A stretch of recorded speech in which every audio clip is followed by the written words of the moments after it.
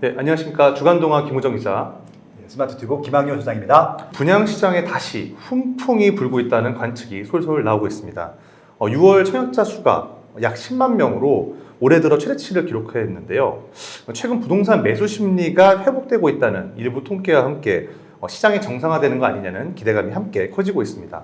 자, 그래서 오늘은 김학용 소장님 모시고 이목이 쏠리고 있는 부동산 분양시장에 대해 분석을 해보겠습니다. 올해 1월 전국 청약자 수를 보니까 수백 명 단위였습니다. 그렇죠. 그런데 6월 들어서 그 숫자가 다시 10만 명으로 회복이 됐는데요. 어떤 시그널로 해석을 해야 될까요?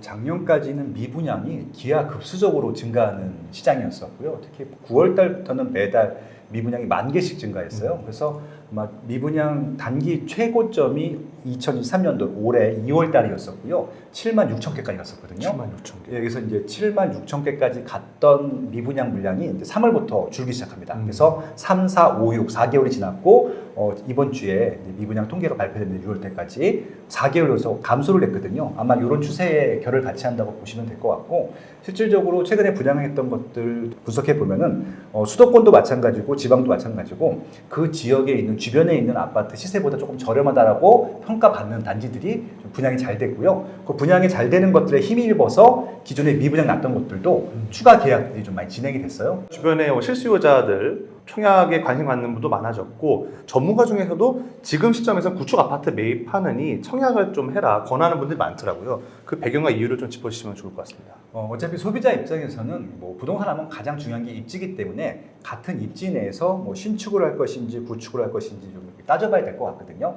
근데 그 기준에 있어서 당연히 내가 돈이 충분하다, 나는 그냥 시세가 올라가는 것들을 보지 않겠다, 이러신 분들 같은 경우는 그냥 입지, 자기가 원하는 입지에 새 아파트를 선택하면 되는데, 딜레마가 새 아파트의 신축은 무조건 더 비싸거든요. 그렇죠. 그래서 이제 소비자들은 제한된 경제력 내에서 조금 떨어지는 입지에서 새 아파트를 할 것인가, 그리고 그냥 좋은 입지에서 구축을 할 것인가를 따져보는데, 지금 청약이 굉장히 잘 되는 데들은요, 좋은 입지예요.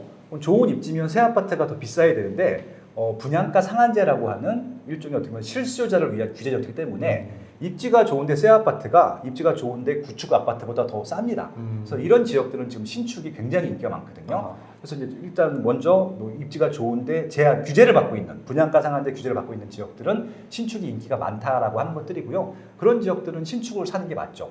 하지만 이제 그 외 지역들이 있어요. 외 지역들은 무슨 이유인지 모르겠지만 분양가가 구절에 있는 구축들보다 조금 비싸다는 느낌이 있어요. 상대적으로 좀. 그러니까 분양이 안 되고 미분양이 쌓이기도 하고, 그래서 그런 지역들은 좀 선택을 해봐야 되는데, 좀 분양가가 비싸다 하더라도 신축을 갖고 싶으신 분들은 신축을 선택하는 것이고, 아니면은 그 신축에 대한 가치를 지불할 수 없다라고 하시는 분들은 그냥 기존 입지 제일 좋은 데서 제일 좋은 구축, 이런 좀 선택들을 하고 계시죠. 그래서 아마 지역마다 상품마다 조금 이렇게 선택하는 방법들이 다르다, 그렇게 좀 정리해 볼 수 있습니다.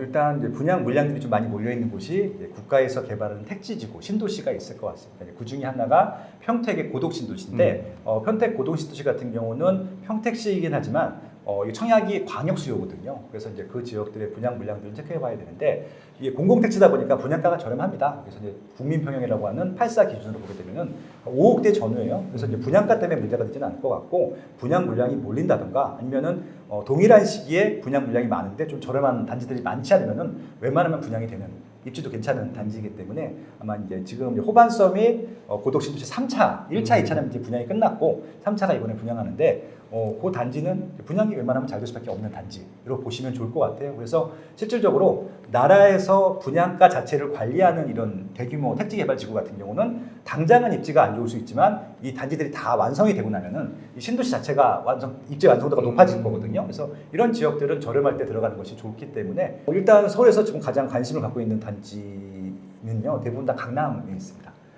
좀 비싸긴 한데 그래도 분양가 상한제라든지 정부에서 분양가 통제하는 것들을 규제를 받는 단지들이기 때문에 분양가 부분들은 굳이 분석을 안 하셔도 된다 하는 말씀입니다. 그냥 그 조건이 되시면은 무조건 청약 신청을 해보시면 좋을 것 같고, 다행히 가점제도 있지만 추첨제가 있기 때문에 그런 분들도 좀 일단 가점이 낮으신 분들도 도전해 보십사에서 좀 추천을 드리는 단지들이 몇 개 있는데요. 일단은 강남구에서는 청담 3일 아파트를 재건축하는 아파트가 있습니다. 롯데 르엘, 그러니까 청담 르엘 아파트를 분양할 텐데, 이것도 좀 일정이 밀렸어요. 밀렸는데 아마 8월달, 빠르면 8월달 아니면 조금 8월달, 9월달 안에 분양을 할 예정이니까, 그 단지는 좀 주목해 보실 필요가 있을 것 같고요. 아마 옆에 청담자이라고 하는 아파트들이 있을 텐데 청담자이는 이미 2012년도 입주한 아파트라서 10년이 넘었거든요. 예, 그 단지 가격보다도 저렴합니다. 입지도 좋고 상품도 좋은데 그러면 뭐 분양 끝난 거잖아요. 입지 분석, 상품 분석, 가격 분석할 필요가 없는 거죠. 네, 그렇게 접근하신다고 하면은 분양이 잘 된 단지들은 정해져 있는 것들이죠. 그래서 강남구에서 일단 그 단지가 가장 생각이 나고요. 서초구에서도 분양을 했어야 되는데 서초구 같은 경우는 강남구보다 훨씬 더 분양 물량이 많거든요. 근데 계속 밀려가지고 원래 작년에 분양했어야 되는 것들이 올해 밀린 단지들이 꽤 많습니다. 예를 들어서 신반포, 반포동입니다. 신반포 15차라고 하는 단지가 있는데 레미안 원펜타스라고 하는 아파트를 분양할 예정이고요. 방배동에도 분양한 물량들이 많은데 방배 6구역 분양하는 레미안 원페를라 그리고 방배 5구역이 있습니다. 방배동 대장인데 거기는 이제 현대건설 DH 방배라고 하는 굉장히 큰 단지를 분양합니다.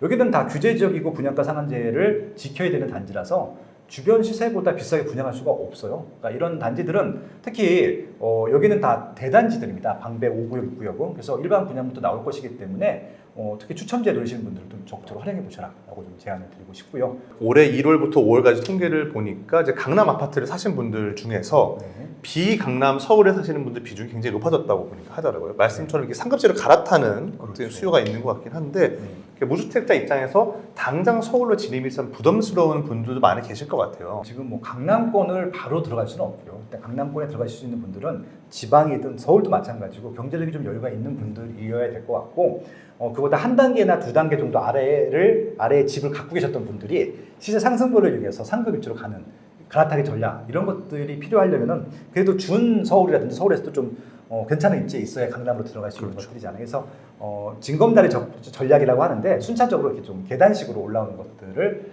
쉬지 않고 하는 방법들을 좀 제안드리고 싶었었고요. 그래서 어차피 이제 자기의 일자리 그 범위를 벗어나서 아무 데나 할 수 있는 것은 아니기 때문에 일자리 지역들을 선정한 다음에 출퇴근이 가능한 지역들을 좀 먼저 좀 보자고 말씀드리고 싶어요. 그래서 일단 그 지역 중에서 미래 가치가 있고 현재 가치가 좀 상대적으로 낮지만 미래 가치가 훨씬 더 많이 올라갈 수 있는 지역들을 좀 보자고 말씀을 드렸었고요. 그래서 결국은 미래 가치가 많이 올라갈 수 있는 것들은 입지적인 측면에서는 이제 호재가 많아서 이 일자리가 많거나 많아지는 곳들.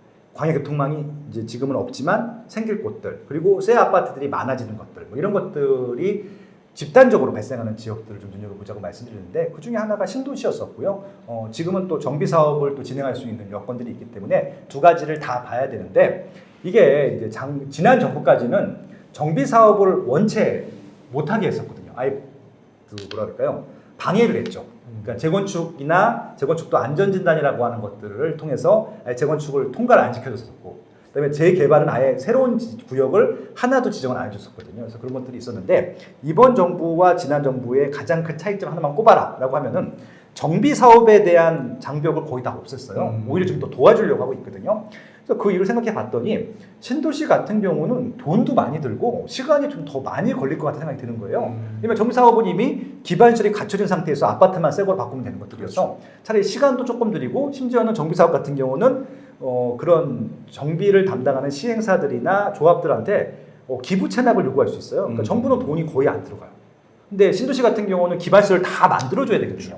그러니까 시간과 돈이 많이 들어가다 보니까 최근에 또 세수가 좀 줄었잖아요. 그래서 아마 세수 줄인 부분들도 아마 고려해야 될 것 같고 그래서 아마 민간의 돈을 자발적으로 활용할 수 있게 하는 이 정비 사업 쪽에 좀 많이 힘을 실어주고 있는 것 같아요. 이번 정부에서는. 그래서 아마 정비 사업 서울은 비쌉니다.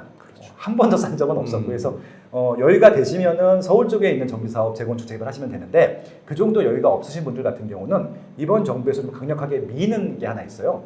노후계획도시 특별법을 아마 하반기 중에 아마 상정을 해서 추진할 예정인데 대표적인 지역이 1기 신도시예요. 분당, 일산 이런 지역들 그거 포함해서 유사한 시기에 지었던 노후계획도시들을 재건축을 할 텐데 재건축에 대한 어떻게 보면 혜택을 주겠다고 하는 거죠. 혜택이 뭐냐면 두 가지인데 하나는 속도 또 하나는 이제 용적률 이런 혜택들을 주는 거죠. 그래서 아마 기부 체납을 어떻게 시킬 것인지 사실 왜냐면 용적률을 주게 되면 뭔가 또 기부를 시켜야 되는 것들이잖아요. 그런 것들만 아마 정돈이 되게 되면은 아마 속도가 더 빨라질 수 있을 것 같다 말씀을 드리고 있는 것들이고요. 그래서 실거주용이라고 하면 일단 입지를 봐야 되는데 기존의 일기 신도시 같은 경우는 입지가 좋거든요. 유일한 단점은 집이 낡았다는 겁니다. 그래서 그냥 입지에 대한 혜택을 즐기면서 낡은 주택에서 조금 몸테크라고 하는데 그것들을 하실 수 있는 분들은 아예 이사를 가시라고 말씀드리고 아닌 분들은 나는 무조건 입지를 뭐 새 아파트에 살아야 돼 하시는 분들 같은 경우는 그런 재건축을 할 수 있는 입지를 사두면 됩니다.